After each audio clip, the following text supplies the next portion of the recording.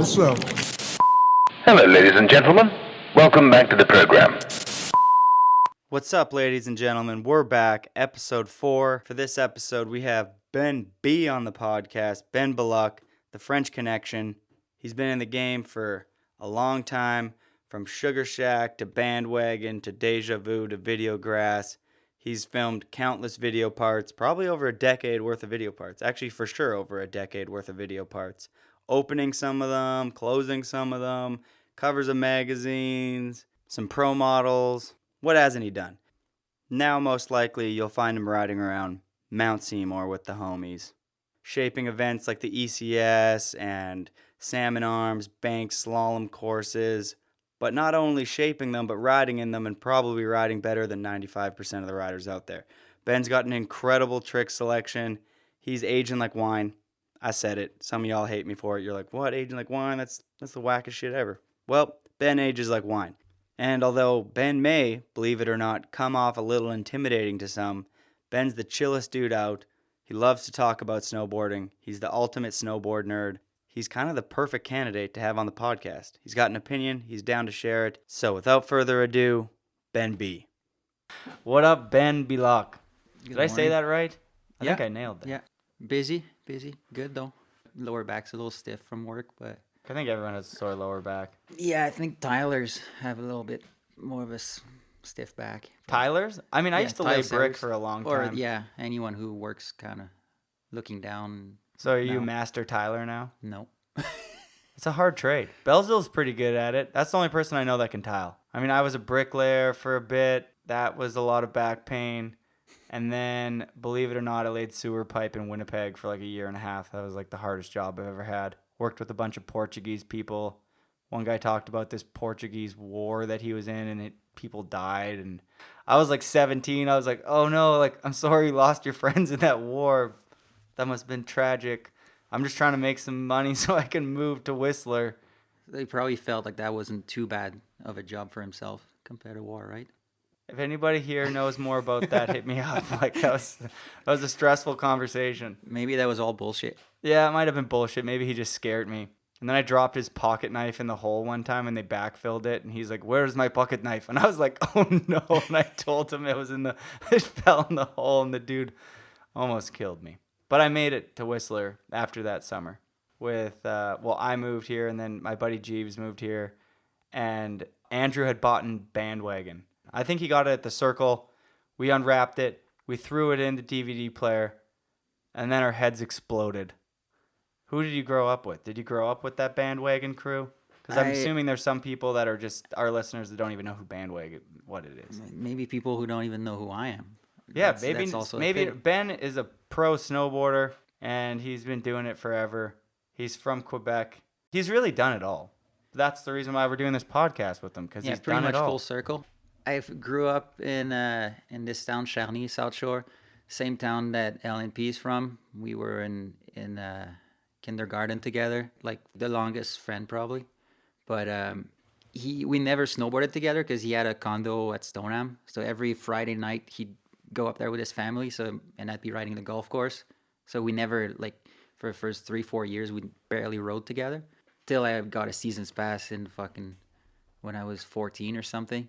That was your first season's pass, 14? Yeah, I started at 9. 9? 8 or 9. My first burden board. What was your first board? It was a black snow mogul monster, like No a plastic way. board. Super, like it looked like an arrow. Did it have bindings, or was it the black snow that you hold onto the front? No, it had those, like one. Yeah, strap. like the little strap. I had my cousin. But that had you one could of those. adjust. It wasn't just to kick your foot in. You could adjust it. Did it have like a neon top sheet to it? Not that one. That one was blue with just a white graphic, but basically the same as the neon ones, but no edge. It was full plastic. So you, L&P, 14 years old, you guys both buy seasons passes, and Well, he was a local forever. oh no, You know, like I'd go there and I was scared of park jumps and all that. I was really focused on the half pipe because that's what I never got to ride before. So really, that's when it shifted to like, all right, now we're riding buddies, and except that he wouldn't ride pipe. So in the morning I'd be riding pipe, and then we would meet after the pipe, hit the last few features together, and then split up again all morning, and I'd switchboard. or maybe not yet. Maybe I only had one board for a while. And Was the park there pretty good at yeah, Stoneham? Stoneham was the place you wanted to be at. Good jumps. First ones to actually invest in rails, I think. And was there anybody else that's notable from Stoneham? Like, was Mike Page riding there? Or like, No, Etienne Gilbert would show up once in a while. wow. There you Guillaume go. Brochu, Phil Paré, Matt Laroche, those guys. And DCP would show up sometimes because DLX was a pretty big shop for a while, which were the ones who eventually started Bandwagon or like a Sugar Shack production. They would have photo shoot and whatnot there. So anytime pros would come through, like I don't know if you ever seen 418 camps. That was like a while back. That was when the actual 418, the first wave of it, David Aubrey, DCP, David Aubrey, yeah. all those guys, they would have like snowboard camps, and they would come through Stoneham at some point. Did you and LMP like go to the camp? No, But like you guys were attending. The we would shoots and kind of like stuff? ride through and try to get noticed type deal, but Were you and him like around 14 both like obsessed with it together and just like this? yeah, is our but we shit? always had different ways of looking at it. I was always really into old movies, and he was always into the newest stuff, the most progressive stuff, and like the style. Like he was super into Scotty Whitlake when he came out because of the style and obviously the writing and all that. But I was more always looking back the decade and stuff, and always interested in local and darker stuff of snowboarding. More like, I don't know if it's more like to have a historical side to snowboarding, but I always You're appreciated 14 and you're already appreciating. I feel like it took because me. my first snowboard video was from my cousin showing me the hard, the hungry, and the homeless. That was your first video. Yeah, I literally watched that like 2 years ago for the first time. the most snowboarding stuff you can think of, like badass. Oh yeah, it's metal, the best. burning logs and jibbing cars, all that stuff. Like I was probably like 6 when I came out, 7. Wow. And my cousin told me, yeah, we built one of those, and it was like a quarter pipe. He's like, my buddies and I, we built one of those. I'm like, oh, so you can make that. Like So- that's achievable, you know? It's not just in the movies. Did My- you ever ski before snowboarding? I did for like 2 years, maybe, like 2nd grade, 3rd grade. But Wow. I did have the Mogul Monster at that time, but I wanted a real snowboard. My parents were like, your cousin started with skis, so you should probably start with skis. But I basically skied to prove to my parents that I wanted a snowboard, if that makes any sense. Oh, it totally It's does. like a stepping stone in a way. And then one year I just kept all the money from my Christmas presents and birthdays and all that stuff. I didn't ask for anything else. I just asked for cash. And that one fall we went and maybe, I don't know, we went and bought a snowboard with it. So you knew after you watched those videos, it like clicked in your head. You're like, I want to be a part of that. But it might have been from prior to that. I don't even know that. Like I can't remember how far back it goes. Like whether, I mean, it had to be skateboarding, you know, whatever it was. Did you skate around that time too? Yeah. My dad was working, like he's a kind of a social worker that works with the kids in trouble. And he was operating a house where there's like 5 kids living there full time and kind of running that. And one of the kids left a board behind. Or maybe, I don't know where the board came from. I just remember that he re-glued everything because it was all delammed. I so remember cool. seeing the clamps on the board, and he was like, "Hey, here it is." I just remember they had red wheels, and eventually I got a few more Nice. from like flea markets and stuff like that. Hanging out because you guys are like elementary buddies. Did you kind of introduce him to skateboarding and stuff, or did he already kind of figure that out? A little bit, but the thing is, we were together in kindergarten, and then he was kind of in a different school from grade 1 to 3, so I didn't really see him. Then grade 4, see him again. He goes to school with his old snowboard boots. I'm like, fuck that. Like he's allowed to display his snowboardingness, you know, already. Where like I didn't even own snowboard boots yet. I had a snowboard, but I had Sorels or something. And I was like, oh, kind of like rivalry, but in the end, like as soon as we started hanging out, we were good buddies. And I think he maybe started skating in grade 5 or 6. Because I remember for a while, I wouldn't show him tricks, but there was tricks I could do that he couldn't. And Like the sex change and stuff like that.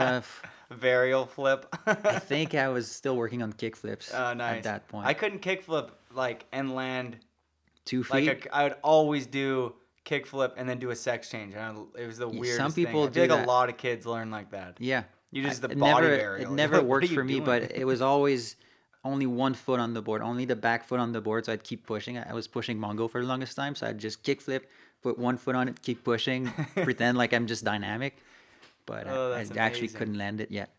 But yeah, so for a while, and then he went to high school in a private school and there was a skate park just next to the school and got really, really good at skating. Yeah, he's really good at a lot of things. And I never cared getting good at skating. There wasn't like a skate scene that would make you want to push it past the tray flip. Switch was not a thing. No one would even focus on him and I. Like, no one ever told us that Mongo was a thing because him and I were both Mongo, but whatever. That, like, until we moved here, 2006.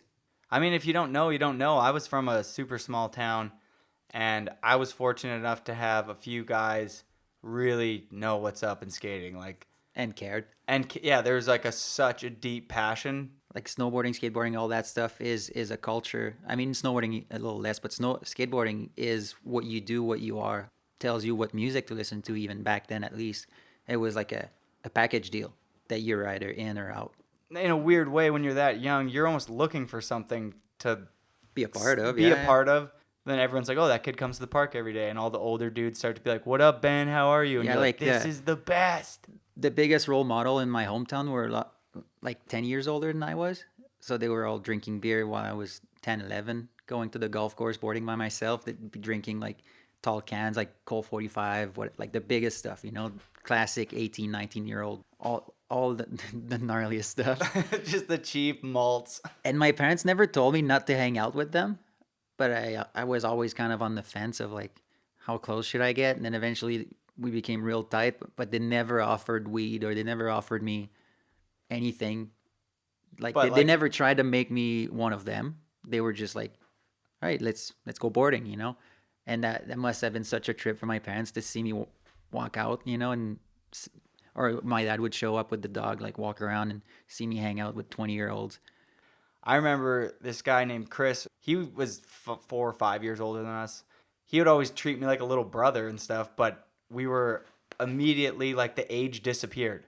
I remember my friends in high school being like, "You're hanging out with somebody with a driver's license," or "You're hanging out with a 20-year-old, you're insane." And I was like, I don't even look at him like he's 20.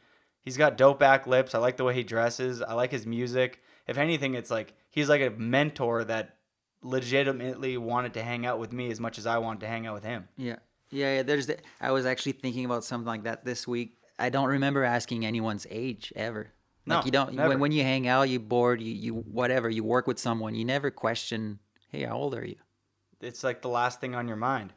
I mean, not the last, but it's just so irrelevant at the end of it. Okay, so just because I'm so into like what kind of got you out to Whistler and stuff. So you, LNP, you guys start, jiving, hanging out, and then do you meet the rest of the dudes like Nick Solveig and LeWiff and Alex Canton and Greg D and all those homies and Frank April, and then do you already know them before you move to Whistler, or do you move to Whistler and those dudes kind of see you move here and then you meet kind of later on?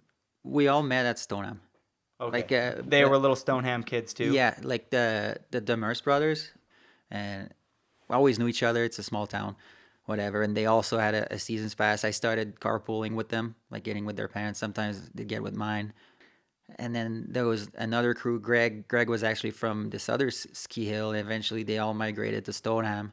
We were doing like the small contest, so we all got tighter. Like you don't instantly become tight with the person, but you know so much about him that as soon as you introduce yourself, which to me it always comes the other way around. People introduce themselves to me because I'm a little shy, but it just kind of grew like that, and we became a crew. And then one year it was just like some people had gone to Whistler in the summer, and then up on the hill was just like, "Hey, who's going next year?" No.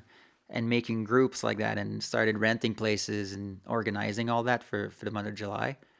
Not even knowing if you had access to Camp of Champions or anything. It was just, let's go snowboard in the summer. That's rad you brought that up, because I actually have, so I went to Camp of Champions with my friend Anthony at probably the age of 15. And while I was at Camp of Champions, I met like JP, Mike Page, Jesse Fox, blah, blah, blah, Wes Makepeace. At camp, I have a photo of, I don't know who, but I know it's one of you guys, and they're wearing red pants and a red super tight long sleeve and like red grenade gloves. I always thought it was either you or LNP. Red pants, it had to be Laurent. Yeah, and it was, Because I would never do and that. it was like before he was, on anything. He was just there. No, and he was no. ripping. We were on Rome already, Oh wow. but I think Dave Rouleau was very much like that too at that Yeah. time. It was definitely French though, because I had Okay. met him. And the reason why I took a photo is because he had grenade gloves, and I was like obsessed with grenade growing Funny up. fact, that's actually the reason why we first talked. I don't know if you remember that. It was a rail jam at Longhorn. It was like a weird scaffolding setup on the I front. do remember that. And then I think you were a little fired up already at the bathroom. You're like, dude, you're on grenade. No, I'm on grenade too. Yeah. Yeah, I was psyched because I knew who you were already, so I was probably just fanning out. But there was a old website, I forget what, No Limits. The What was the distribution. distribution? That was No Limits. Yeah, No Limits Distribution, who used to distribute grenade gloves and a bunch of snowboard companies back. They had Mike actually a Pregnell. website, and it was one of the first websites I was on because Mike Pregnell, who is the grenade team manager, put me on the website, and it was like under Dennis Bannock, and you were on it, and LNP. I remember I was so proud to be on that, like in the grenade section on the distribution website. I was I don't remember the psyched. website, but yeah, that was a sick program. Yeah. I went to grenade games in 2006 or 7 when it was down at Snoqualmie. No way. With those guys. That's so epic. With Bannock, that's how I met him. I used to love that you were on Grenade. Because I remember seeing you and that Deja Vu crew in Whistler when I we had our little crew, and we had lived here kind of full time. And I remember your crew showed up, and it was like you guys all kind of had that love-hate kind of look to you. But we knew you guys weren't that crew, but we were like, is that, I remember it was me and Jeeves. We were like, is that the bandwagon dudes? And you were like the only other guys that were riding the Black Park in Whistler and hitting all the big jumps. That's all we did the first year. That's all any of us Powder did. was like, we would go get lost in the POW and then it'd be nice out. All right, I wouldn't say that was much better, but it was much easier and much more satisfying in a way because it was kind of that weird transition where the older guys like Tremblay and all the guys that had been here for years, they were still in that competitive level where they wouldn't bring just anyone with them on Red Chair, and show them the stash and stuff. So we would just have to find it ourselves, which didn't really work out too good. Never does. Yeah, and I remember seeing Louis flying over rocks like face first, just like not seeing them, just like not terrified, but just like, okay, you can die here having fun. So let's take it easy. So Black Park was pretty much all we did. That's a crazy realization when you come here and you have a super small soft board because, guys from the East Coast, guys from 49. Central. I was riding a 49 as well. The softest board ever. And that's when wide stances were still a thing. I was actually watching a few of your clips before you came here. Just watched your part in Bandwagon. It looked worse because of the pants, because I never went over 23 like some others might I had a have. 24 and a half, and I'm 5'8" max. So I'm like, I never needed that stance. At one point, I T-bolted a JP board, which was the worst thing I ever did. My knees probably still hate me for it. But do you remember seeing me or Jeeves riding the park? Because I remember seeing you guys and being like so excited. But like at that point, I didn't have any clips other than in like this gypsy mob kind of stuff that was, I think Narcor had posted some of it. But like there's really no outlets to put Yeah, you your either footage know back or then. you don't, right? But Pardon me? I saw Gypsy Mob, I think, in the fall of 2007. So I wasn't too far behind. And I had met you. That's dope. I had met you before that in the spring before that, and because we would just go out at the original El Fernie and stuff like that, and Yeah, the one I'd with the see you there. peanuts. Yeah, and but I just remember you as the guy who would be sending it on jumps, but every day you'd be bleeding from somewhere in the face. Well, I got here and I wanted to I wanted to figure it all out. So I was riding those jumps, which didn't exist in where I grew up, Spring Hill Winter Park in Manitoba. That like there were no big jumps that were built properly. So that much air time, I just couldn't comprehend. It took me years. It was kind of like riding POW. It's just like I didn't understand how to slow my rotation. There's so many times I'd try like a front 7 for those first year and just turn into a front 9. Yeah, I you were remember- big on front nines, and I thought. And then that's how I ended up learning front 9s is because I just kept over rotating front 7s. But at first I'd do them with a melon and I'd get all corked and land in like switch manis. And eventually I realized that for me, if I grab Indy, it flattens me out a little bit. And I don't know. No one cares about me learning No, front but I remember that learning curve. Oh yeah, and But- back sevens to manuals, that was another tough one. Those years and like a few years before 2006, Whistler Blackcomb was winning like best park and best overall ski resort. I remember looking at that in magazines and Transworld. like for us watching videos, whether it was the robot food or whatever, like watching the park features, the park jumps was like, oh man, I wish I could hit that jump. Like much more than watching guys riding POW and oh man, I wish I could ride that POW like that. It was so foreign to us, kind of. That Yeah. looks like a fresh setup because back home the jumps were icy first, and then small, shitty, always different every day. So you and LMP, you guys get to Whistler. It's just you two. We all moved here that one summer for a month, 2004. Who's all of us? Is this Like like that's all basically deja the vu? whole scene from Stoneham. That includes like people who have no interest in being pros, girls, all sorts of things. It's just the whole scene is there. There's like, let's say 30, 50. I don't. It's hard to put numbers. It was crazy. You guys mobbed to Whistler. Basically, it was like a big takeover that year. The following year, again, it's just for a month. It's just for glacier time. Go home. Did that again the next year, and then we're like, okay, we're coming back next winter after the boys were done school after Christmas. Let's all come back here and stay for the winter. Like basically everyone that's in Bandwagon. Did you guys film? I heard you. Did you guys not film Bandwagon on your way to Whistler? We filmed for December in Quebec City, and then we did the road trip from Quebec to Whistler just after Christmas. Okay, in so like 10 any of days. you listeners listening to this, if you haven't seen Bandwagon, it's on. I believe it's on Vimeo. Type it in Bandwagon, snowboarding or whatever, and you can kind of. We've been talking about it for a while here. It's just an incredible snowboard video, and we'll kind of dive into it a little bit more for a second here. But yeah, it was just, yeah. If you haven't seen it, you can watch it now and be like, "Whoa, those are really good, proper, perfect tricks."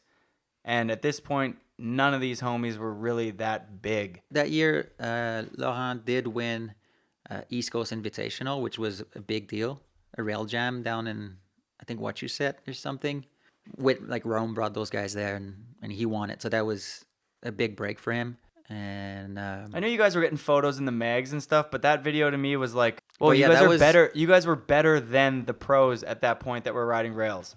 Arguably than 90% of them, because there was a ton that couldn't even front board really to regular properly. And I'm not dissing any of these dudes because they've done their time and they were doing backcountry and other things, and maybe they were better at pipe and stuff. But for a full rail video, that video was mind blowing at the time. I mean, you Yeah. can be humble about it, but I mean, it blew me, Kuzik, and Jeeves. And I would say those guys were also really good at riding rails at that point. Even we were like, oh, if you're gonna do a switch lip to switch, you got to do it like that, like however Max B or yeah, whoever. I think that was kind of the goal, really, to be like whatever's in there. There's nothing. You can't talk shit on any aspect of it, which I think now looking back, there's a few we could, but that we would all be judging each other's, right? So You guys wanted to make a timeless video. or it's just kind of prove a point, right? That anyone can do this if you try.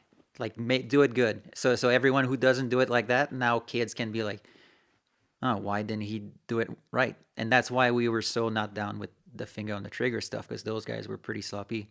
Like looking back now, I'm like, oh, there is an appeal to the way they were doing it, but it was completely So like you 180 I degrees. loved Bandwagon, but I also loved Finger on the Trigger. Because of different sides of it, because of the vibe, the energy those guys were bringing, rather than the execution on stuff. You know? Yeah, I want to have precise switch lips like the Bandwagon dudes, but I kind of like the way the Tech 9 dudes are kind of, because I love. I can tell. It was like You can tell by watching you. I loved hip hop at that time, and it was like kind of that, that whole kind of influenced me a lot. But we were highly influenced by the robot food stuff, 91 words, and like there was like Love Hate and Burning Bridges, of course, but also the super clean, well presented artsy side of the robot foods. Which was your favorite robot food? All of them. Yeah. Yeah. I mean, After Lame is very unique, and I think as much as it was, yeah, some people, the copy I have got it at the Reuse It when I worked there, and it says shop copy on the cover, and on the CD it says this video sucks. Because probably whoever watched it at the shop was like, I don't understand it. Boo. That video to me is one of the best. It's so good. The music choice, the editing, the filming. And like, the information you get to know the borders. I loved all the bonus footage. You could click on the dog after the guy front 180s over the there's like a creek and he front 180s it. I think it's Louis Fountain. And then there's a dog and you can click and it's a bonus. If you're a real big snowboard nerd, you probably know what I'm talking about. I never, because all my DVD players are from the Reuse It Center, I never had a remote. Oh, so you can never press the enter. Yeah, we didn't have access to that stuff. But yeah, it was just rad to get to know those guys. You know, like you feel like you know Bobby Meeks. The best way to sell anything to a kid is to showcase the personality of that team. Like Forum did that so well. You know, Shorties did that really good. The whole Lame crew did that really good. And then if you, the opposite spectrum, you got Love Hate. After Burning Bridges came out, you kind of had a vibe and a feel for like, okay, that's what Mikey's like. That's what Daryl's like. That's what Holden is. It was like the lunch party of. Well, they crushed it because I remember after that, and LNP got on Holden, which is crazy. The thing, he bought his first kit after winning East Coast Invitational. He went to the board shop, got himself a kit, and then somehow got in touch with the rep and was on. That was a good look for him. I remember seeing that H in the park, and I was like, damn.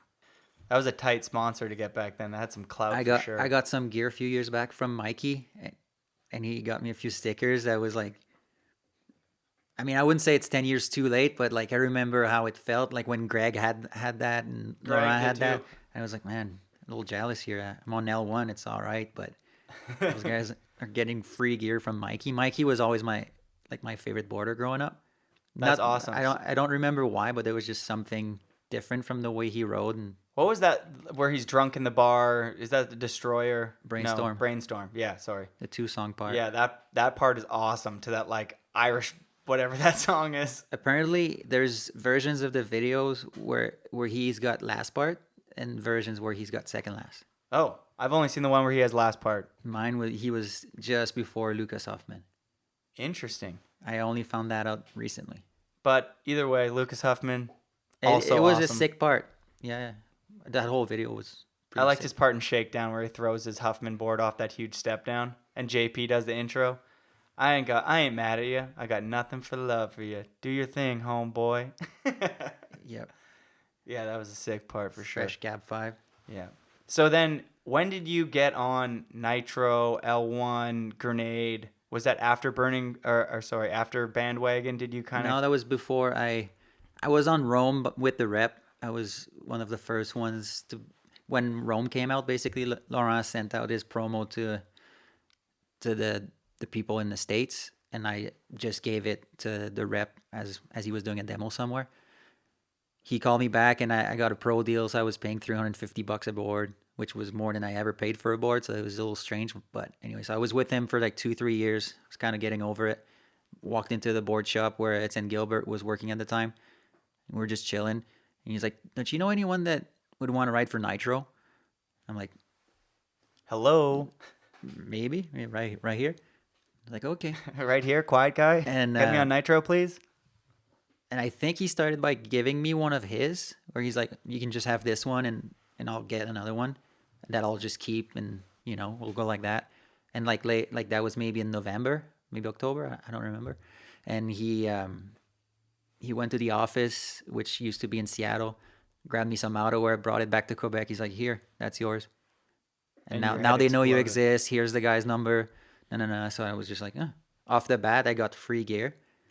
So that was pretty sick. And that Grenade came with that as well. No, Grenade was a while, like maybe 2 years, like until I moved to Whistler. Really. Okay. Laurent was on, and I was just like, "Hey, can you give me this guy's email?" And I met Logan Short through Jeeves, and I think that maybe Logan gave me Pregnell's email. And I probably bothered him for like a year. Like, "Can I have some gloves? Can I have some gloves? Can I have some gloves? Here's a photo of me in the park. Can I have some gloves?" Man, he's probably like, "Chill, dude. Here's some gloves. Chill out."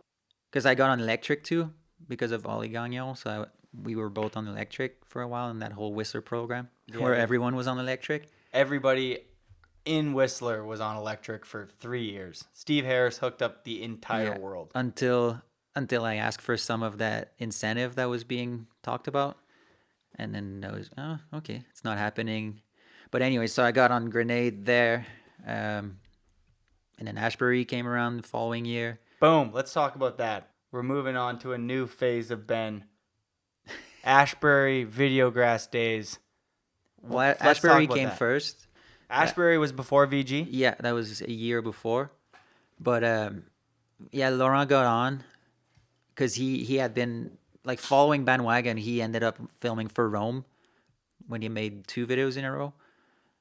And so he was a little bit more big time. And so he was approached. He was one of the first. I think he was just after Joe Sexton maybe to be picked. And I was like, man, I'd like to be on that. So he gave me the email, same way. And nothing. Oh, and I was like, I don't have much to film for because that year I was gonna be on. I thought I was gonna still film for Sugar Shack because I lived with all the boys. You know, that was just in my head, same old, same old. And I think it might have been early December, and all the boys are in the morning. We're all getting ready to go sledding, and then Charles Gagnon was like, Ben, yeah, Tremblay wants you to call him. So I call him. He's like, yeah, Ben, I don't think you can come with us. You don't have any sponsors in the video. Bum, bum, bum. That's So- every snowboarder's nightmare in the early 2000s. So that's old- December, and I'm like, okay, what's going on here? And I think that the Mels brothers kind of got over it around the same time, where they're like, we've been underpaid or not paid at all for the last few years. Let's just do our own videos. So they started doing Brothers Factory again, as opposed to just collaborating with Sugar Shack stuff. And so we filmed that thing, but at the same time, I was also talking with the Ashbury guys. I'm like, do you guys know anything I could be filming for or submitting footage to? No. And that's how I got into Autumn Line Cinema, which dope. was a company kind of based in California, kind of based in East Coast somewhere or Midwest. I'm not too sure. And got footage in there, which got me onto a bit more international. I remember that. And then the year But that was after, because of Ashbury, which was pretty the sick. year after is VG. Yeah, the following year, again, Laurent was approached, and I think he said, I'm doing it if Ben's in. And I think Louis was kind of an easy pick because he had just filmed These Days, Oh, yeah. Yeah. which Is a of great course he's in. So then you're like, you know Louis kind of pretty good then? Oh, yeah. So it's like you, Louis, and LNP are picked. And then You we guys are start filming, and Alex was gonna have to, like, his sponsors were like, yeah, we could get you an Alterna. And I don't think he was that excited about it. So he was just kind of filming with us to begin the season and somehow like sneaked in. Like was able That was a good through look for Ride, he and Daryl and all that was able to be in. You guys meshed really well. That was like, when you guys all got picked for that, I was like, yep, that all makes sense. Benny's part was really sick in that one. Daryl. Jonas, Jonas Dirks. Machilo. I've talked about him in previous podcasts. Big fan. Yeah. That's one guy that could be sloppy but still look extremely so good. sick. Just ease. A lot of flavor. But yeah, that was a sick year. Then you get on 32, don't you? Yeah, actually, a few years before that, through just here on with Time Bomb, Dave Burney, and it's because he was a sponsor of the Brothers Factory video, and he's like, oh man, I wish I could have one more guy in the video, and he spoke really fast back then. My English kind of sucked then, and I would basically always have to look to the side to whoever. Usually Jess wasn't too far, and she'd be like, oh, he just said that, and like it'd be like she'd basically be like, translating.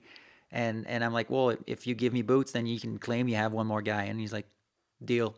And then like the next week, he sent me boots and shoes, and I was just on the Canadian program. And then shortly after my part came out for VG, that's when they were redoing their whole team. And that's how I got on, which I kind of felt bad because Andrew Burns and Belzil and Sean Genovese, like a bunch of guys that had been on the Canadian program for a while, Yeah. were kind of overlooked, I think. I think that those dudes were all really sick and stuff, but straight up, like, they were more Canadian than you were at that point. When you got on 32, I remember I lived with Belzil at that point, and I don't think he ever brought it up or anything, but because that's not the type of guy he is. But he probably thought about that. But in my eyes, from just an outside, unbiased opinion, I was like, those dudes are all so dope, but you were already kind of Americanized. That sounds so fucking lame. But That's it cool was because my kind of last true. name That's is how kind you. of fucked up already, so that helps. That's why you got picked to be on the American team, is because you were filming for VG. It made sense. Yeah, I thought it was, they were going after the VG look when they redid the team. You could tell.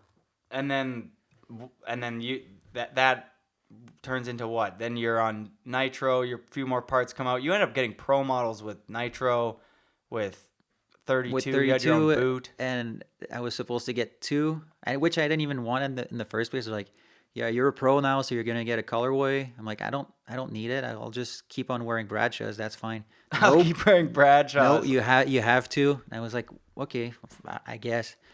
And I was supposed to get 2 because it was a 2-year contract. And after the first year, like, yeah, you know what? We're not gonna do you another boot again.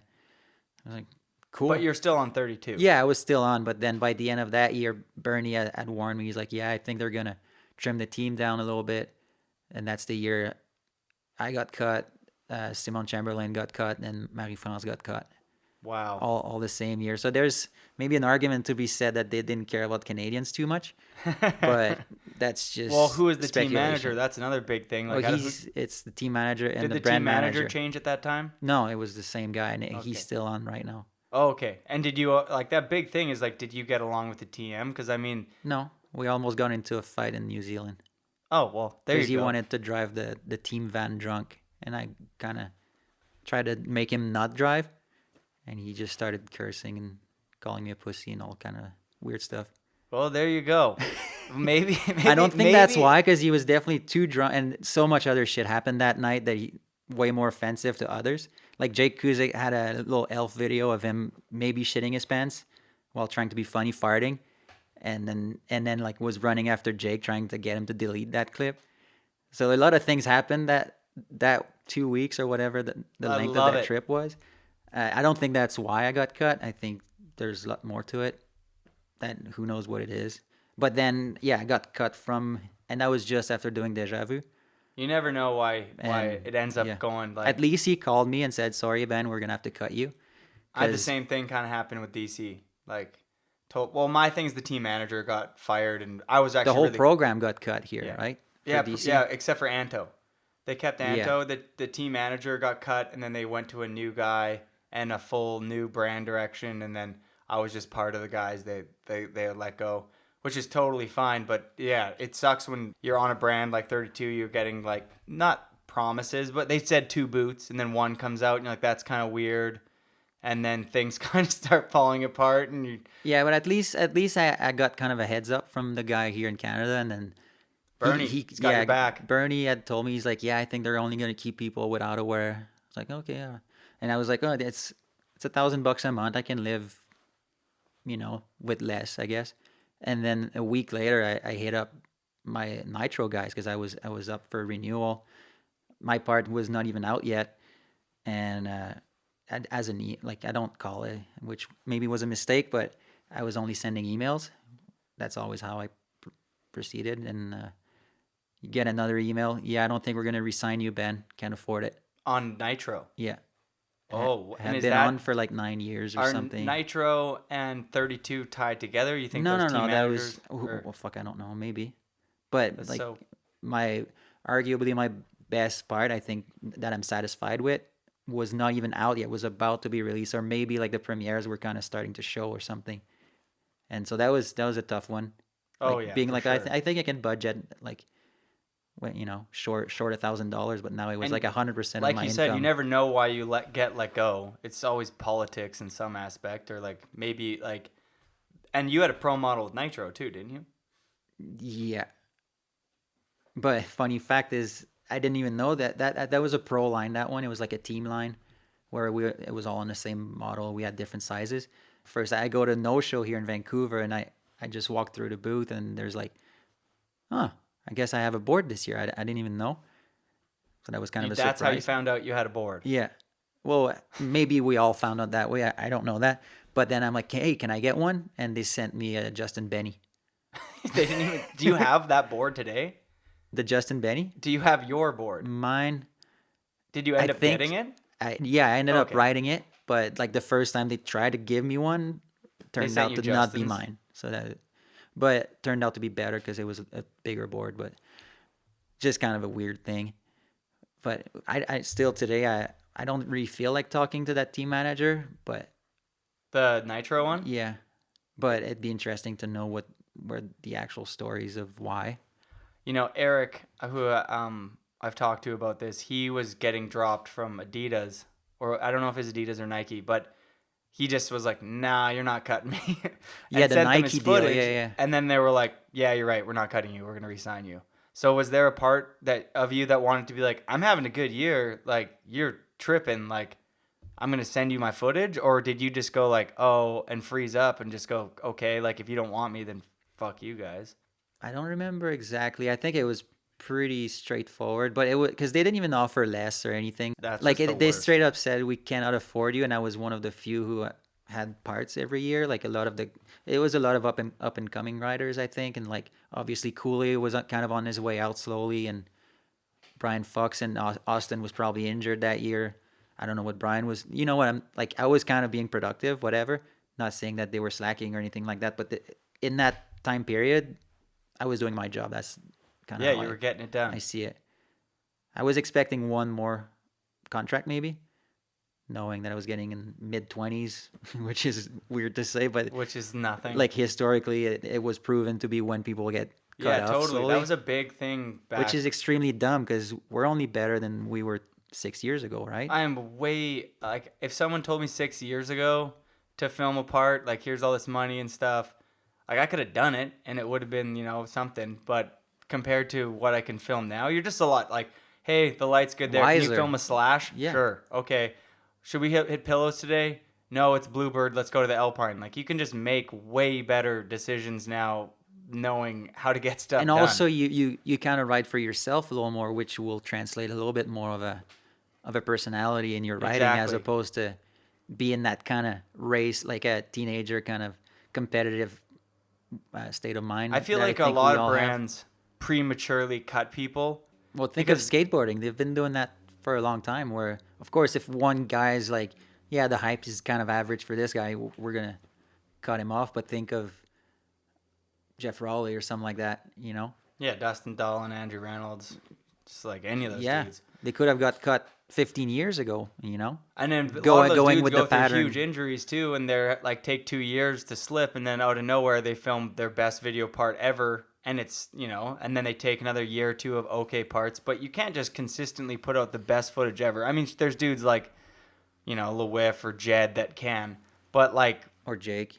or Jake, but there's a lot of people that I feel like have peak and valley years, and it's like those years are awesome. And So- I think there's maybe an argument to be made that if you come out fast out of the pack, like you get noticed. Like maybe I could use myself as an example. Like my first part that was recognized, I was opening the video, and I've never done that after. Who's left from the? I wouldn't take Louis as an example again, but of like Americans or whatever, whoever's still there from the pack that I was brought up like being around. It's not those who were at the top of the line, like no offense, Harrison. Harrison is still doing fine with the companies he's dealing with, you Yeah. know, and he's just kind of cruising. And I think there's a lot of other stuff in why he's still there. But it's a great example. I don't know Harrison that well. I've always liked whatever he does, and I really like Harrison. But and he's I'm not. always He's not excited to see what he's He's up not to. batting for home runs. He's just doing what he does, cruising, doing rad shit, getting Totally. along with everyone, and he's still around. And Yeah. I think that, or Scott Blum, who's bigger now than he ever was, but we were both in Autumn Line back in 2008. Your snowboarding now is the best it's ever been, and the people I hear that from are like the people you want to hear that from. Like, oh, have you seen Ben's footage in the Adidas thing? Have you seen Ben's footage? It's like your stuff that you're putting out is the best it's ever been. Clearly, you don't have that same motivation where you're like, you have a pro model boot, pro model board. You're like, I have these expectations. It seems like you do it from a lot more of an organic place now.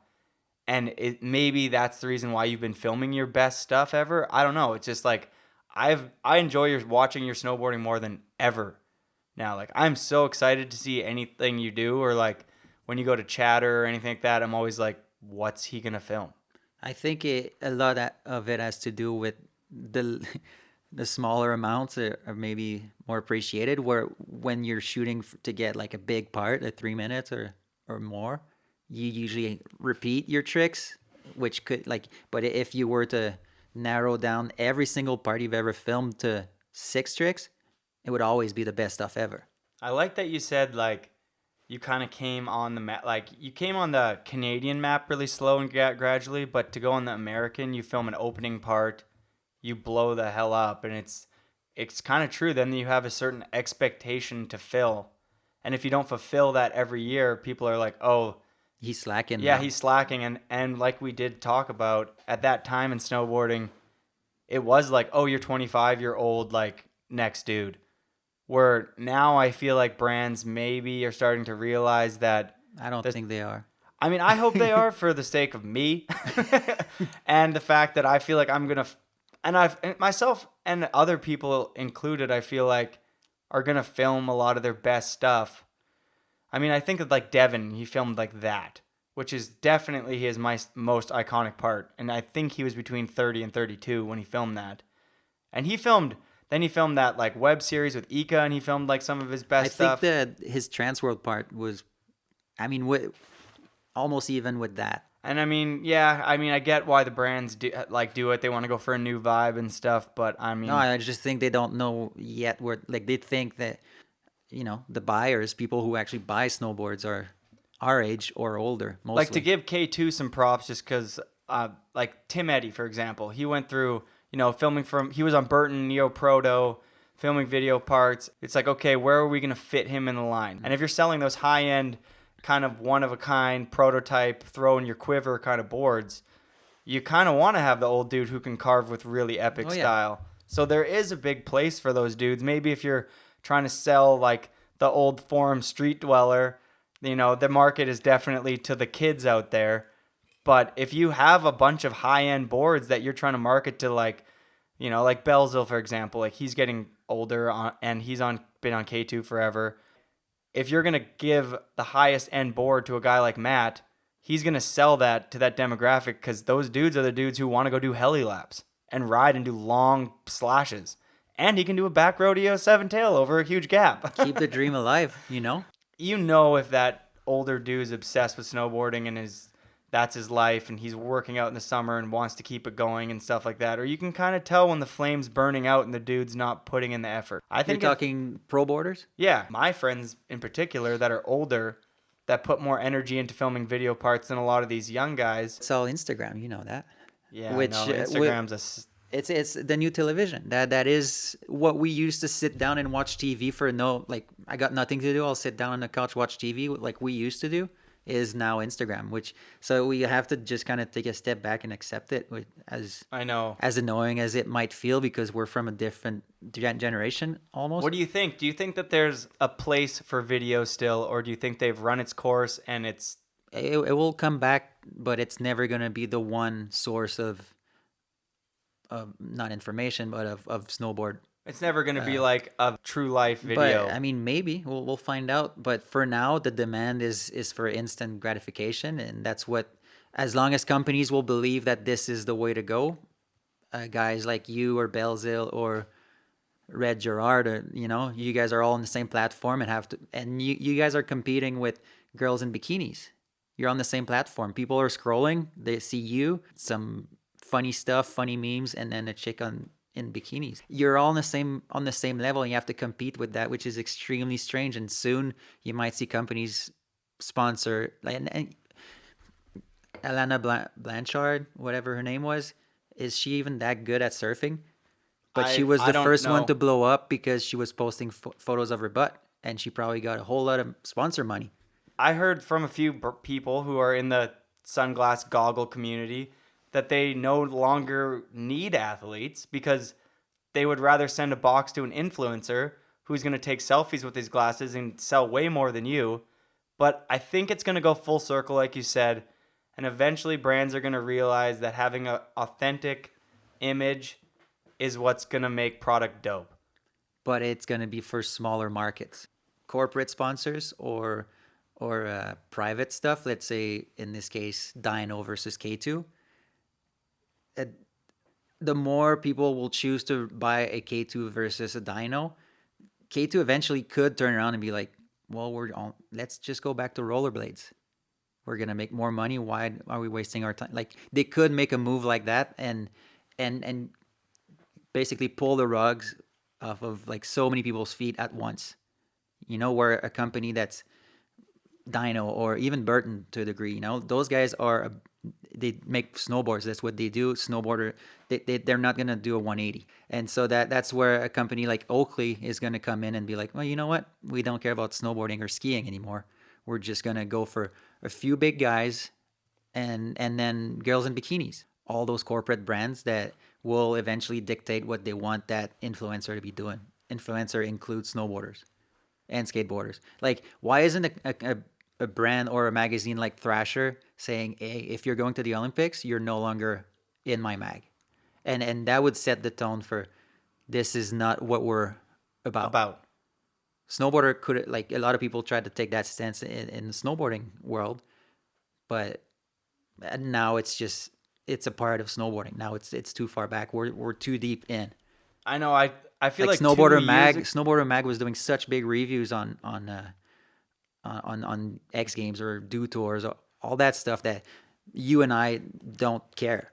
It's Mountain Dew or whoever sponsors those things dictates what the content is. Oh yeah, the 360 GoPro thing or whatever. So I think the smaller the market, I think it's gonna weed out. Like it's gonna get to a point where it's gonna be so small, all the big companies, maybe Salomon, maybe K2, maybe Ride, whatever, the bigger ones, will be like, you know what, Adidas or whatever, they all leave. They might all leave and make room for those smaller brands that either new ones to come out. Like, have you noticed how there's no private boot company? Like, yeah, because who has the money to fund that?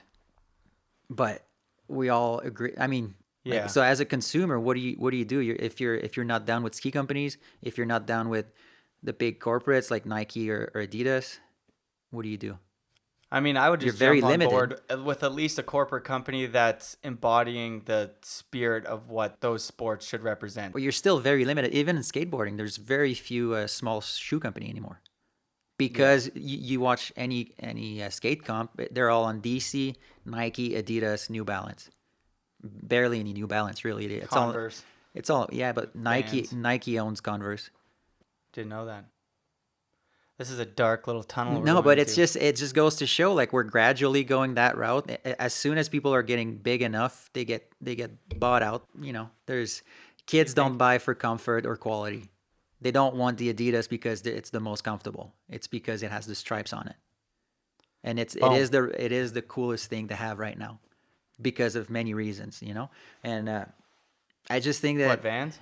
Well, Vans is pretty close, but no, it's like a pretty tight match. I feel like that's, for me right now, I feel like they're just doing it the best. They have a sick team. They got a good vibe. They spend money on high standards. Oh, I think let's just take Vans and Adidas here. They're both doing it right.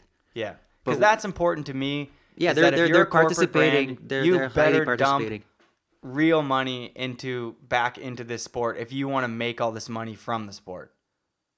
Like, you have to, and there's a lot of companies that don't do it.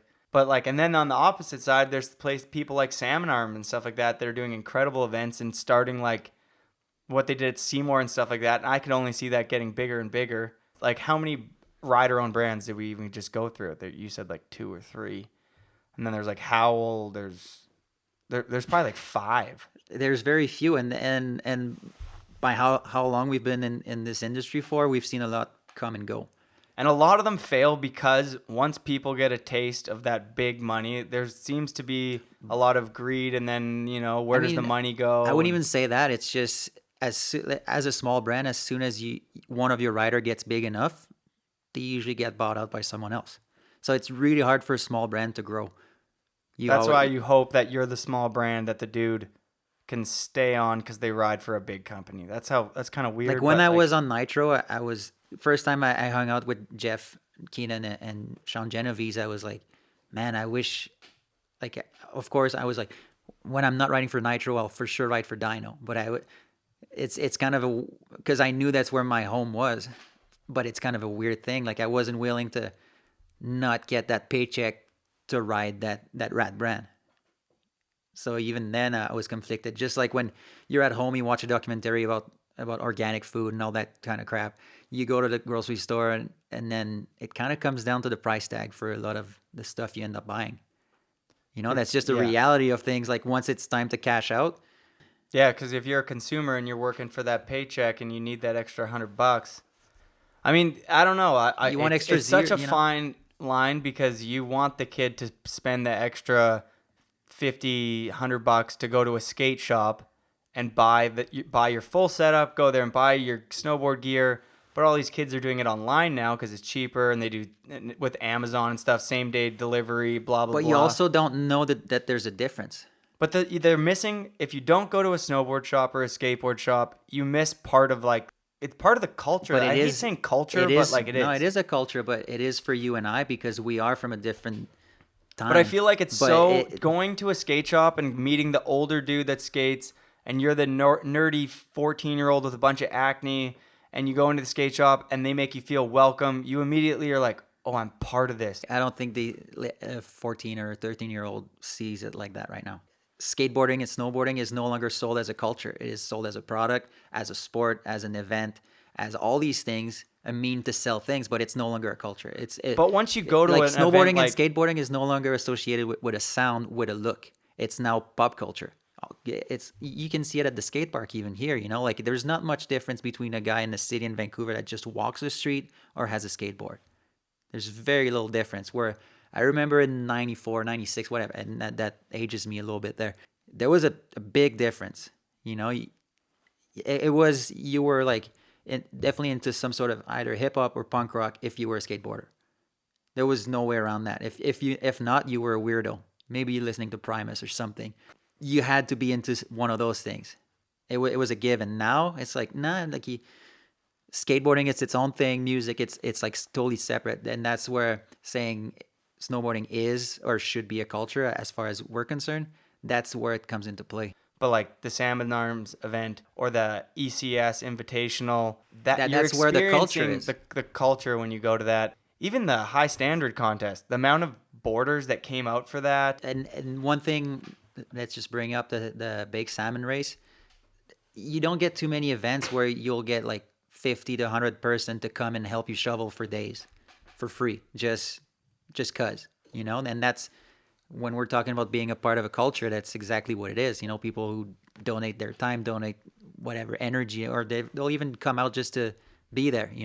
They want to be a part of that. Just like when we grew up, there was people at the skate park that didn't skate. They'd just come because that's the vibe they want. A question I had for you is that we kind of skipped was, what happened to D-Day? So that was, Nitro ends, and was D-Day the next one and then to Dino? Or no, after Nitro, I rode my shorties board for one day. Can I have that, please? Which pro model is it, or is it one of the blanks? It's not a blank. I think it's the very first year. But anyway, it's not that you don't want to ride that. Maybe it's more of a wall piece. But I rode that, and then I was like, oh yeah, I was sending so many emails, kind of bummed on not getting either responses or negative response. I don't know. I got a hold of Gigi through somehow and got some slash boards. That no money was promised or nothing, but whatever. Down to support Gigi's boards. But then like a few months later, I'm like, oh, they're getting Greg Brett's on the team or whoever, maybe someone else. I don't remember. Some guy from Mammoth that was on his way to the Olympics. I'm like, oh, that's not what I'm after here. That was just kind of a weird thing. And telling me that there was nothing happening. And then 2 weeks later, my friend Nick Sauvé gets on the pro team. I'm like, what's going on here? And not that I was bummed, but I was just like, okay, communication is definitely not the same between me and those guys and Nick and those guys. Like, yeah. There's a gap here, which is, I'm not going to start a relationship based on that. So I was kind of like, Jano, can I get a board? So I got one board from the two boards from the Dinos guy. Over the summer, Andrew Burns hit me up. He's like, hey man, got the D-Day thing here. Do you want to be a part of that? I've been thinking about you for a while. Like, I know you're probably available, blah, blah, blah. And here's the deal, $10,000, that's yours, and you ride for us for a year. I don't know what Burns' involvement was really. I think he was just a rider, but the connection with a lot of the boarders. And he was probably super down. It's Burns. Oh, he was Burns is just extremely down. For the him to man. quit Capita for that was, you know, I mean, Burns he had had been on faith. Capita forever. He was and I one of always the feel first like he ones. was like, if they showed me a bit more love, then. So I think as soon as this opportunity comes out and Chris Roach and Mike Rankwit are making a board company, your like head explodes and you're like, obviously. Yeah, but that was the catch, though. Like, it was another guy kind of getting those guys as like the mascots, using, I wouldn't say use, but like Rankwit and Roach had nothing to do with the money or the product, or Yeah, just like we were talking before, a little bit corporate. There's always like the hidden. it wasn't corporate. I think it was weed money, Okay. Dope money. because apparently it was everyone was getting paid cash, 10 grand, whatever. And so basically the year went on, got a few trips in. I never got the 10 grand, which in the end, it still helped me that year to film my stuff. But Wait, you never got the 10 grand? like I got maybe 3 out of the 10. And then came the fall, get a phone call from him, and he's just like, yeah, like we're not going to be in too many shops this year, but we're thinking we're going to give you guys like 10, 20 boards to sell, and then you give us like $300 and you keep the rest, and that's kind of how we're going to pay you guys. And I was like, oh, okay. That's, Oh, this weed I mean, money's crazy. I used to do that. I used to survive off of selling my gear. Yeah, I get it, but I'm not willing to do that now. Yeah. I'm busy filming, or I'll be working. I'll be doing something with my hands and make real money. Yeah. Not try to hustle boards. And yeah, and he was like, yeah, we're thinking of maybe doing that without Roach, because he's asking for too much now. Like for him to quit work, it costs a lot. I'm like, well, if you're thinking of doing that without Roach, Yeah. like as soon that, as then you you're lose losing that your whole stamp of purpose. approval. Yeah, you're losing your whole purpose. Yeah. That whole image, and so I was just not down. And he said, yeah, okay, the check's in the mail, you'll get it. And as soon as I got it, I called him and said, hey, we're done. And then the next phone call was Jeno, and he's like, yeah, you're back on, of course.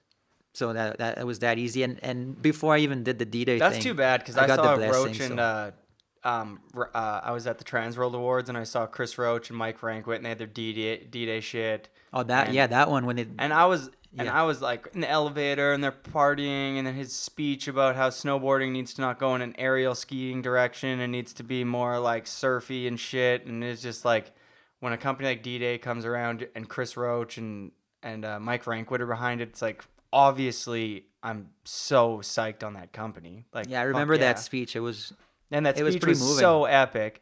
but And- if it did one good thing, it brought back a Roach in the picture, which is pretty sick. Yeah, 'Cause people needed to know. It brought a lot of clout around those two dudes. When that kind of happened quickly, it pressed like a refresh button. I feel like in the community's head, like, oh yeah, these dudes are a huge part of everything. Almost maybe in a weird way, there was a bit of a shift when that happened. I feel like right around that time, Jamie Lynn, Brian Iguchi, everyone started getting all these love from all these brands, and it was like. Then all these brands were like, whoa, older dudes are sick. Like, okay, like what older dude rides for us? Like, we should market them. Yeah. And that kind of came out of nowhere, but it was like so dope when it was happening. I was like, oh, this is awesome. Because I'm like, these dudes invented this, actually. And if they're still snowboarding, like, of course pay them and like still do ads with them and put them in the snowboard videos, like forever. Yeah, Roach is better now than probably he was then, I think. It's like having Gons in the video. It's like, nah, we're not going to do it. It's like, what? And that was what sold me. I was like, well, those guys are not going to cut me off when I turn 30, Yeah. And you never know if you're going to be the dude who just ends up filming the most crazy part ever. It's not like it hasn't happened before. What was that dude's name who was in Fully Flared, came back after his Guy epidemic Mariano? of doing drugs? Guy Mariano, yeah. If you have that, I want to film this part, which has been proven over and over again that people can do that, Reynolds, whatever. Or It's- Terrier. Totally. And do it. And honestly, it's not even about filming the best part ever or beating the Yeah, I don't want younger to say the kids. best part ever. It's- People just want to it's see that still dude. doing it and still doing it in a way that people are like, oh, man. Jamie doesn't ride too much, but anytime you get to see him, you're like, whew. It's the same energy he had in 92. It feels the same. He's got the same stance, same grabs. Chad Otterstrom lately? Have you been Chad- well, watching? Chad has just Chad never stopped. Otterstrom's literally like blowing my mind every day. I'm just like, oh, like Yeah, he's boarding more than anybody else on the planet. Or another guy that I want to Chad is give a such shout out G. to is Guillaume Morissette. Yeah, he's incredible. Half pipe. everything. He in I think it was the bonuses of After Lane. He's got like He's got a few clips in the video frontside too. 450 on a Yeah. flat down, and he was never a jibber. He's just he's the best.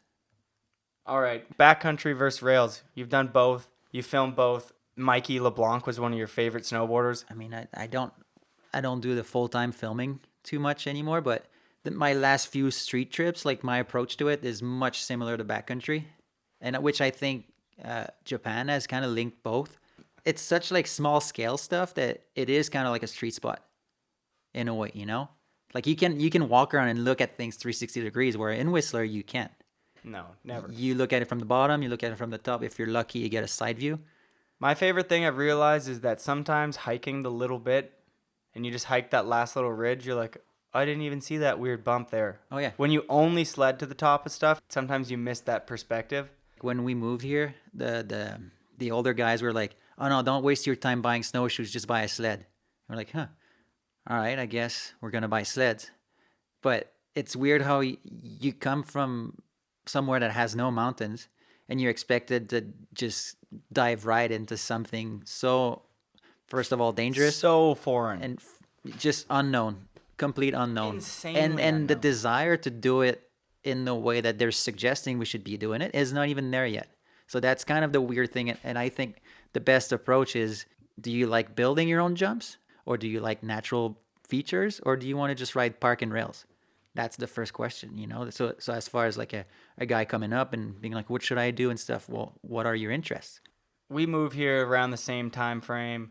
You're looking at, Devin and Ika and Etienne Gilbert and stuff like that. And looking at all these dudes who have trucks and have sleds. But we were straight up told that that's what we had to do. When the boys went do you to film think with kids now, like, I don't feel kids now, there's literally two of them that I know no, that but are even younger. then we didn't have to. But we were told that by people with a different mentality. But those dudes that we looked up to, I guess what I'm trying to say is that the people that we looked up to were all making so much money from snowboarding that you, as a kid, you're looking up to these dudes. You're like, if I crush it, if I film a backcountry part, I can make maybe X, Y, Z.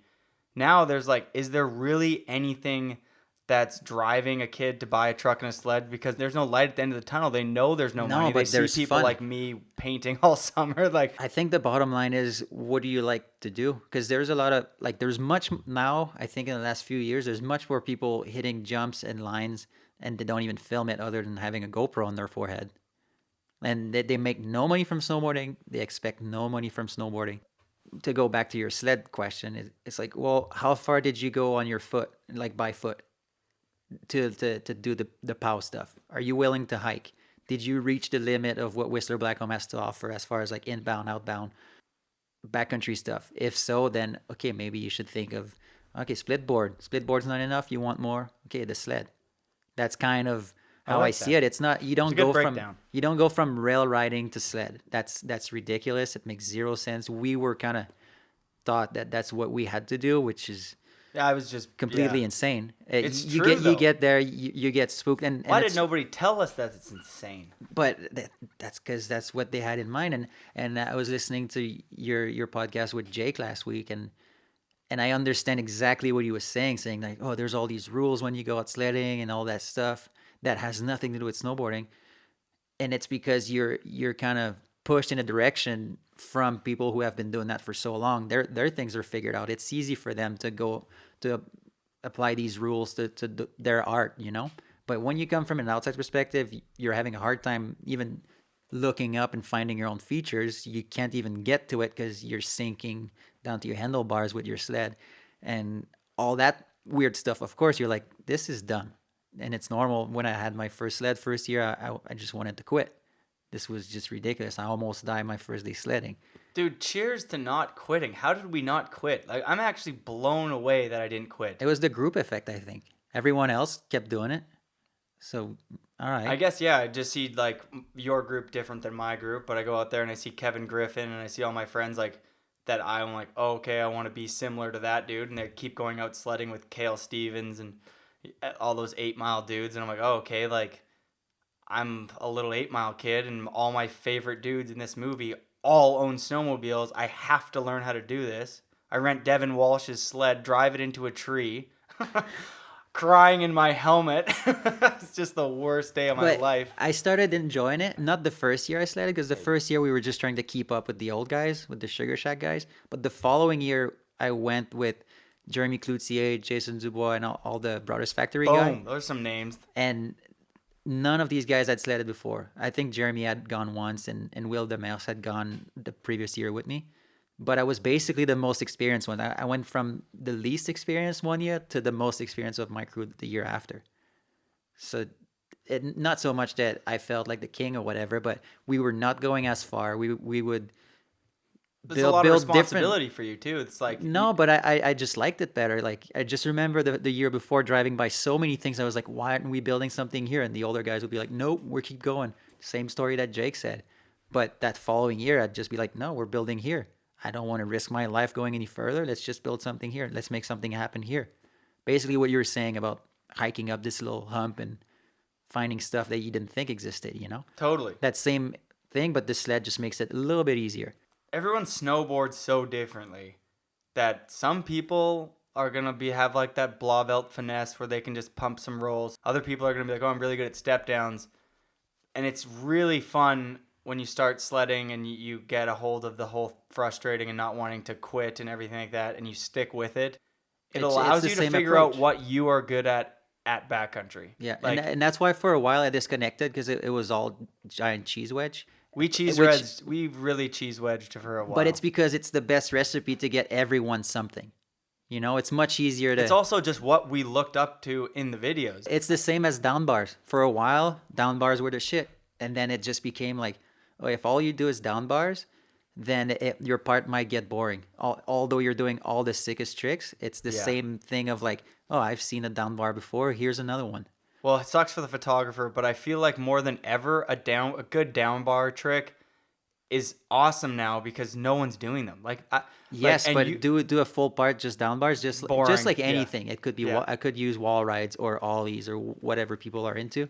If your part is all of the same, then and everyone's part is all of the same type of material, then it gets boring. there's nothing better than a full, well-rounded video part that has everything. If you do backcountry, so you got lines, you got step downs, you have a chute, you have a bomb, you have a pillow, you have a front nine, and then boom, that's covered. And if you're the awesomest dude ever, which doesn't really exist right now, That was maybe Sam Taxwood's the only dude that's riding backcountry and streets. He's like really one of the But- only dudes. Let's wait till Jake wants to film side country stuff as like his priority. I think it's gonna be sick. Well, of course it's gonna be sick. He's incredible. Yeah, but you've seen him riding Seymour, like the pup he has on everything. He always goes like 2 board lengths bigger than Do anybody you know where else. Jake needs to go that he would actually excel and most people really struggle is Japan. Japan's hard to ride, but like with all the fact we're jumping back to when you're hiking terrain, you get to see it so much better Yeah. than when you're sledding. Well, Jake is really good at that like smaller poppy stuff. And he could, if he was hiking in Japan, he'd be like, I could front seven this thing. And he could kind of go on that whole like Nico kind of vibe. Oh yeah, yeah. Sean's actually on the same boat. Yeah, I think that's all he wants to ride. I'm like, you and Jake should go on a trip to like Japan or I don't know. The year Lwiff did Beacon, I was kind of hired as the fixer, building jumps and stuff. But I would Jump love to builder. do that for Jake, just like if he ever does his own thing. Kuzik, you hear that? If you're taking a look, give Ben a DM. He's looking for $4,000 a month plus food and all travel expenses, and he will come build you the best jumps you've ever hit in your life. Boom. Call Ben. DM him, Jake. You know my number. He's got the number. Wait, that'd be sick. I'm actually trying to get the park manager job at Seymour. By trying, I mean in my head. Nice. But I would love. You're manifesting it. Yeah, I haven't sent out the proper emails yet, but that's Let me know That's if you in the get work. around to those. There's only so many people that get to our age and still love it as much as like we do. And when you find those people, it's the best. yeah. I spend a lot of time thinking about snowboard stuff. Still? Yeah, not tricks or like, not in the technicality of things, but more like on the, how would you say it, like a more like thesis on the culture of snowboarding and the direction it's taken, and like basically training for conversation like this. Like I've had conversations with Logan Short coming out of the bar for like an hour and a half. Just Logan Short. If you debating. want to talk about snowboarding, go to Logan Short because he He loves doesn't talking quit. about snowboarding, and B, he's the most opinionated person on the planet. I like when people don't quit, because a lot of people will be like, okay, Logan Short does you not know, quit. and that's why I like him. That's exactly why. Like he I'm a will big he will fan of bring up Logan. like a topic, and then just to get it started, kind of like get a fight, but it's like a verbal fight, and it's sick. All right. So a few guys that you were hyped on back in the day, and a few guys you're hyped on now.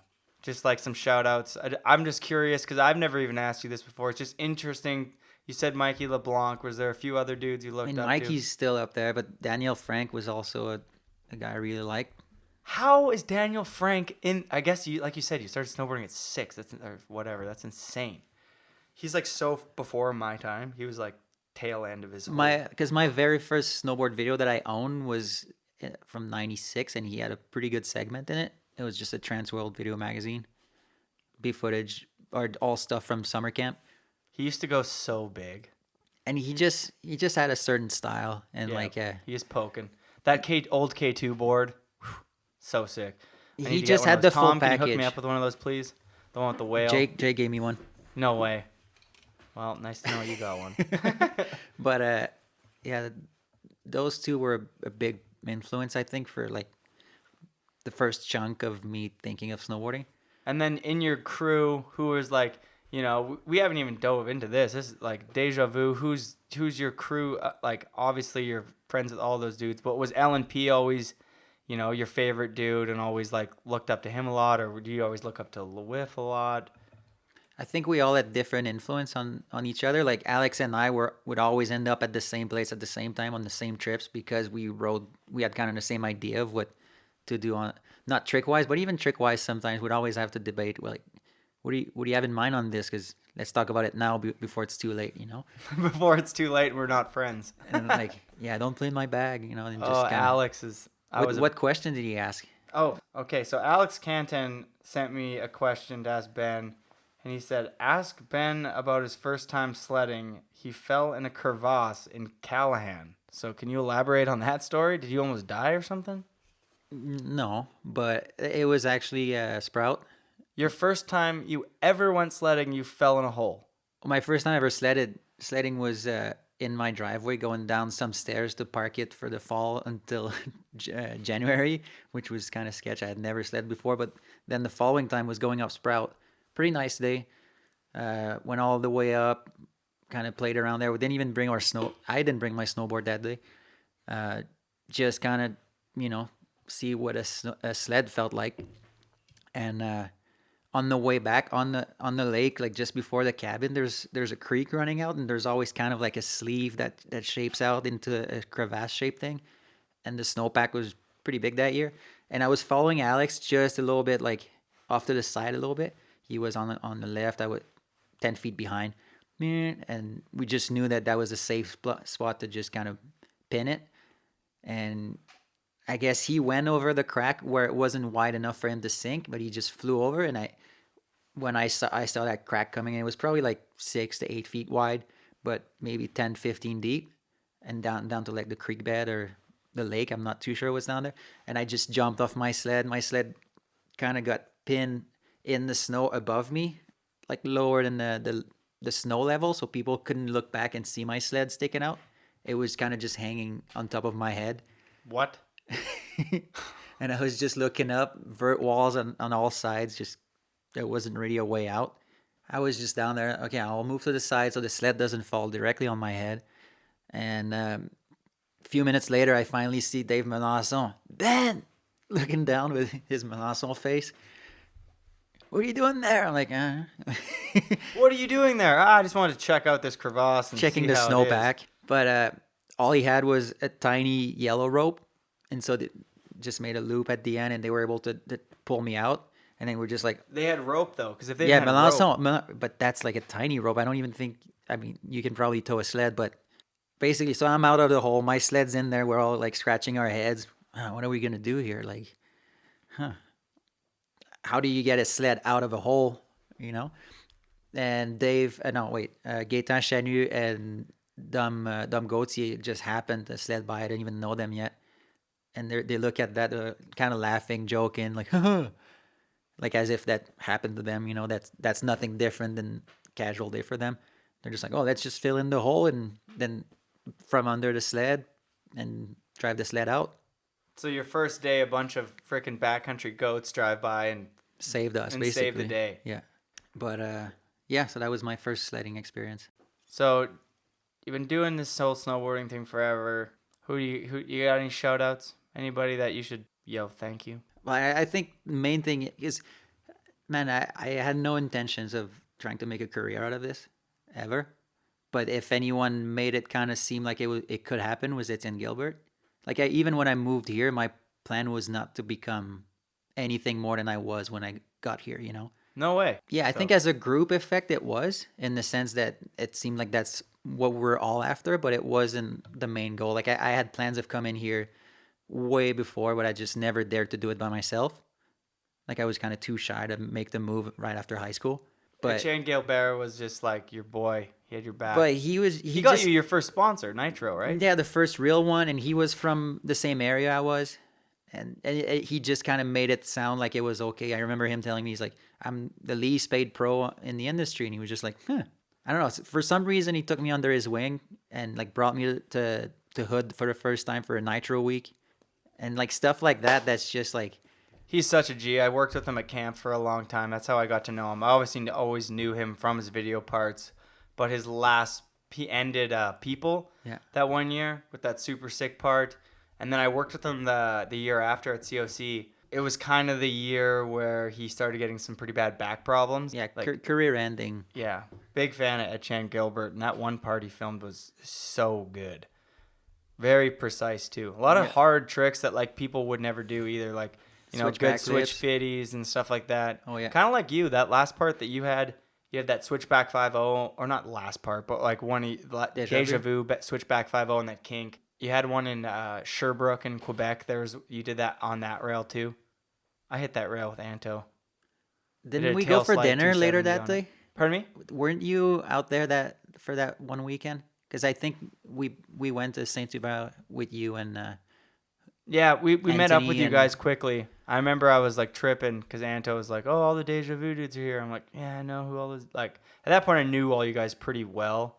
Oh, yeah. But I mean, and you guys were like doing it, so I was like, "Oh man, if we could film a clip with those dudes." Or we never ended up riding with you guys, but I think we all went out for a beer one night. Yeah. The place with the chicken head. Yeah. What's that place called? Saint Hubert. But the other thank would be Jess Kimura, I guess. Oh yeah. Because she's helped me a lot in the last few years. I went on my first rail trip ever with Jess Kimura. You know that? In Vernon? Me, Kevin Griffin, Dwayne Weeb, Ashley Barker, and my friend Josh Voggs from Gypsy Mob. And then we started driving west, and then we ran into Jess. I had never heard of her or anything like that, and we went to, what's the rail in Vernon, the down rail? And Simone Chamberlain had the back lip pretzel on it. Glen Rosa? No, it was in the back alley somewhere. Anyways, we went to that, and we went to Glen Rosa. Oh, the one with the fence. Yeah. And Didn't Jess you hit your was face in there? Yeah. Legendary face. It was on Tosh.0, that clip. Nice. Yeah, so you were in there before Dara? Oh, yeah. I beat Dara to Tosh.0. Nice. I don't really like to brag about that, but yeah. Fair enough. Yeah, and then we hung out with Jess, and was it her Dyke Boy was her friend? Yeah. And like went back to their place. I remember being like so hyped on Jess, and I took a huge slam, and she like was so like, she bailed, but then got her trick, I'm pretty sure. I think she like board slid or something, and I tried to switch lip tanked, and then got a switch lip, but I tried another trick, and I did it all whack, and I was so bummed, and she was just like took me, I was just like this like 15-year-old kid, no clue what was going on, and she like took me under her wing, and was just like the biggest sweetheart, so I've always had a soft spot for Jess, just because, you go on a rail trip, and you're 15, and you don't know what I didn't even know it, or 16 or however old I was, and it was just so nice to go somewhere and have a girl take care of you. She was like, "Don't worry, I'll get you an ice pack," and she probably got had me it stoned. Probably had it all ready in the car somewhere, like a little first aid, whatever. I don't know if she had any of that first aid, but we went back to her place with Dyke Boy, and they both just took care of me, and I remember, and like gave me a place to sleep, and made sure I had a pillow and stuff, and I was like, "You guys are the best." And then we continued to go on that rail trip. Went to Nelson and stuff, and Dwayne killed it. It was cool to go on a trip with Dwayne Weeb. That's another guy I want to get on. The reason why I said thank you is because she basically the last 3-4 years, other than like working with Beacon, she hired me to be either a filmer or like fix her building her jumps and all that stuff. Like just basically paying me to be on the trips with her. And Well, you guys made that Uninvited movie. I was she I was did, just but did you- helping at home. I wasn't really like That was dope, though. it was all Troy and Jess, Okay. I thought you had some help to do with that one. creative director. Yeah, she said she shouted out your name at the Whistler premiere. She said big shout outs to Ben. And I mean, I know that you always lend a helping hand whenever it comes to building a snowboard feature. I don't even feel like you mind. You're probably watching from the back being like, that's actually not how you build that jump. It was mostly, I think, like in the editing process and like trick selection and all that stuff. Like I would go to Troy's with Jess and kind of help line things up, but really didn't do much. Moral support. Well, it turned out good. It's great. Cheers, man, and thanks so much for coming on. Ben B, everybody. Hope you enjoyed this episode. I know I did. Peace. See you next time. See you next time. See you next time. See you next time. See you next time.